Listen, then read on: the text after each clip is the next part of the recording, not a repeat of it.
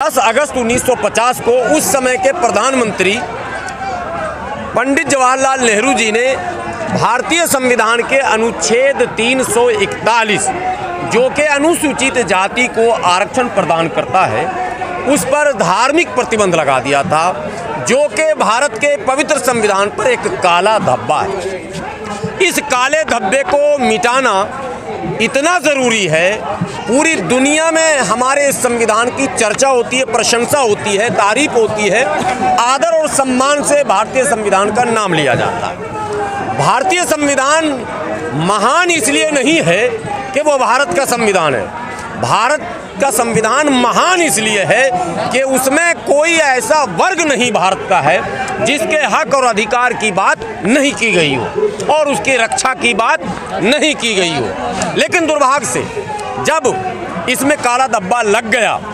तो ये लिख दिया गया कि ये सुविधा केवल हिंदू धर्म पर आस्था रखने वाले दलितों को ही दिया जाएगा, जबकि ऐसा 1949 में नहीं था, 1936 में भी नहीं था। ड्राफ्टिंग से लेकर एंड तक यानी 26 नवंबर 1949 तक इस तरह की कोई भी बात भारतीय संविधान में न थी और न इसकी गुंजाइश थी। लेकिन दुर्भाग्य से पंडित नेहरू जी ने अपने उसी मनुवादी सोच को आगे बढ़ाते हुए इस पर एक धब्बा लगाया और उसके बाद केवल इस्लाम या क्रिश्चियनिटी को नहीं बल्कि बौद्धिज्म और सिखिज्म को भी निशाने पर लिया और उसमें यह लिख दिया गया कि यह सुविधा केवल और केवल सिर्फ हिंदू धर्म पर आस्था रखने वाले दलितों को ही दिया जाएगा। ऐसे में सरदार तारा सिंह ने हंगामा शुरू किया और 6 वर्षों के उनके जद्दोजहद के बाद, 6 वर्षों की मेहनत और लड़ाई के बाद 1956 में सिख को इसमें वापस इंक्लूड कर लिया गया, जोड़ लिया गया।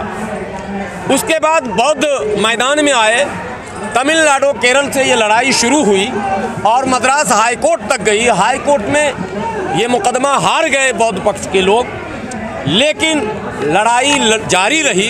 अंतोगत्वा 1990 में विश्वनाथ प्रताप सिंह की सरकार में और रामविलास पासवान जी की दखल से बौद्ध कम्युनिटी को भी इसमें शामिल कर लिया गया।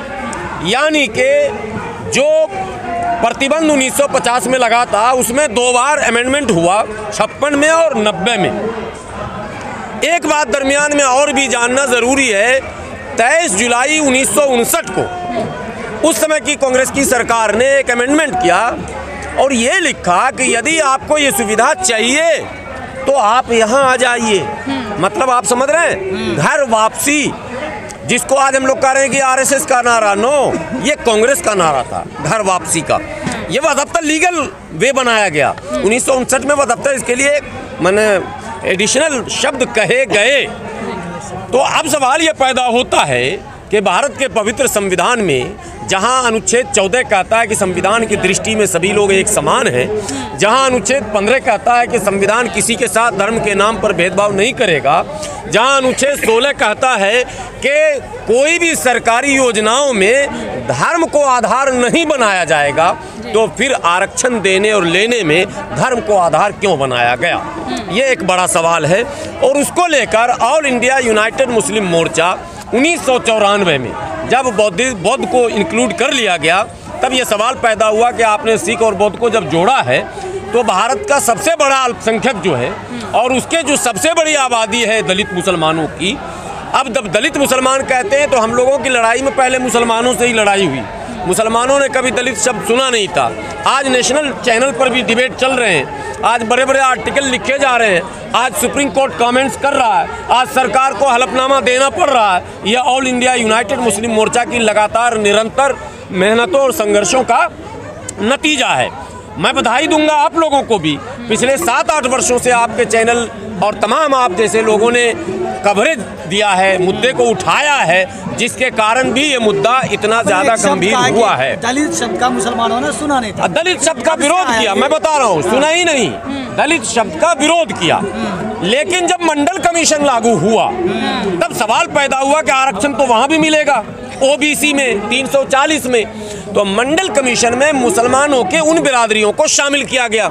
सवाल पैदा हुआ कि जब सामान्य वर्ग का मुस्लिम होगा, जब ओबीसी का मुस्लिम होगा और जब एसटी का मुस्लिम होगा, जो कि लक्षद्वीप से वाबस्ता चुनाव भी लड़कर आते हैं पीएम सईद के लड़के, वो एसटी के लिए सुरक्षित सीट है। तो एसटी होंगे यानी कि 342 में होंगे, 340 में होंगे, सामान्य में होंगे, ईडब्ल्यूएस जो मोदी जी ने अभी दिया है एडिशनल, उसमें भी होंगे। यानी इन तमाम वर्गों में जब धर्म नहीं है तो केवल 341 में ही धर्म का प्रयोग क्यों किया गया, ये एक बड़ा सवाल है। और ये लड़ाई सुप्रीम कोर्ट ने अब गंभीरता से ली है। सुप्रीम कोर्ट के सरकार के से जो जवाब मांगा था, उसके कारण सरकार ने केजी बालाकृष्ण, जो कि एक मुख्य न्यायाधीश रह चुके हैं, उनकी अध्यक्षता में एक आयोग का गठन किया है। 2 वर्षों की समय सीमा दी गई है। आज के इस संविधान दिवस के धरने के माध्यम से ऑल इंडिया यूनाइटेड मुस्लिम मोर्चा आदरणीय प्रधानमंत्री को भी हम लोग मेमोरेंडम भी देंगे। हम ये मांग करते हैं कि आप इनकी जो समय सीमा 2 वर्ष है उसको 1 वर्ष करें।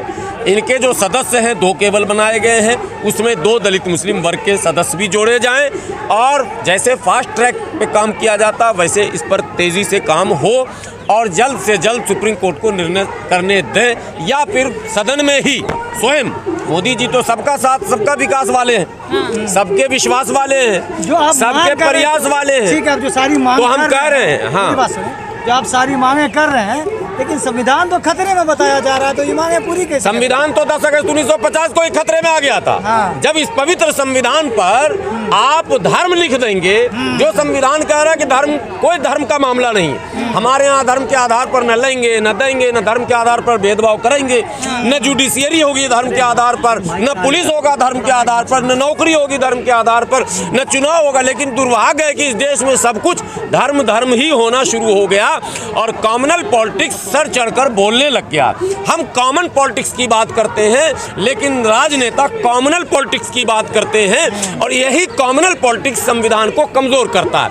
इसलिए जरूरत इस बात की है कि संविधान के अंदर जो छेड़छाड़ हुआ है और उसमें जो धर्म शब्द जोड़ा गया है, पहले उसको रिमूव किया जाए, उस काले धब्बे को पहले हटाया जाए, तभी जाकर इस लड़ाई में बल मिल पाएगा। एक तरफ जो लोग कहते हैं संविधान बचाओ, जो लोग धरने प्रदर्शन कर रहे हैं, मैं खुली बात कर रहा हूं, विशेषकर एससी वर्ग के नेताओं से मैं कहता हूं, आपके दिमाग में आरएसएस ने यह भर दिया कि अगर एससी यानी 341 में मुस्लिम शामिल होगा तो हमारा फिर क्या होगा। आप कम से कम करुणानिधि और कर्पूरी ठाकुर से तो सीख ही सकते थे। मुस्लिम शामिल होगा तो दलित शक्तियों का एकीकरण होगा, दलित शक्ति बढ़ेगी आपकी। और 15% किसने कहा 15%? कौन है 15% बोलने वाला? माननीय सुप्रीम कोर्ट ने जब 49.5% कहा था तो आज 49.5% मिल रहा है क्या? 59.5 हो गया या नहीं हुआ बताइए? किसने किया 59? सरकार ने। तो सरकार में तो हम आने के लिए खुद तैयार हैं, लेकिन हमारे ही लोग बिदक रहे हैं, धरना भी करते हैं, कहते हैं संविधान खतरे में है और जो खतरे में डाल रहा है उसी को मजबूत भी कर रहे हैं। तो दोनों हाथ से ताली ऐसे नहीं बजेगी। आप देखिए संविधान में इतनी संभावनाएं हैं इन वर्गों के लिए कि यदि मिलजुल कर हम लड़ें तो हम हर सफलता को प्राप्त कर सकते हैं। लेकिन दुर्भाग्य से हमारे यहाँ टूट फूट इतना ज़्यादा डाला गया है। जब से सुप्रीम कोर्ट का एक कमेंट आया है और केंद्र सरकार ने जो हलफनामा दिया है, हमें टीवी चैनलों पर भी हमारे एससी समाज के लोग, मैं नाम नहीं बताऊंगा, लीडर कह रहे हैं मैं तो इसका विरोध करूंगा, मैं तो होने ही नहीं दूंगा। मैंने कहा आपने बाबा साहब को पढ़ा ही नहीं, आपने कर्पूरी ठाकुर को पढ़ा ही नहीं, आपने करुणानिधि को पढ़ा ही नहीं साहब। आखिर क्या कहते हैं, तमिलनाडु में 69% रिजर्वेशन मिल रहा है। कर्पूरी फार्मूला पर अगर जाएं तो 80%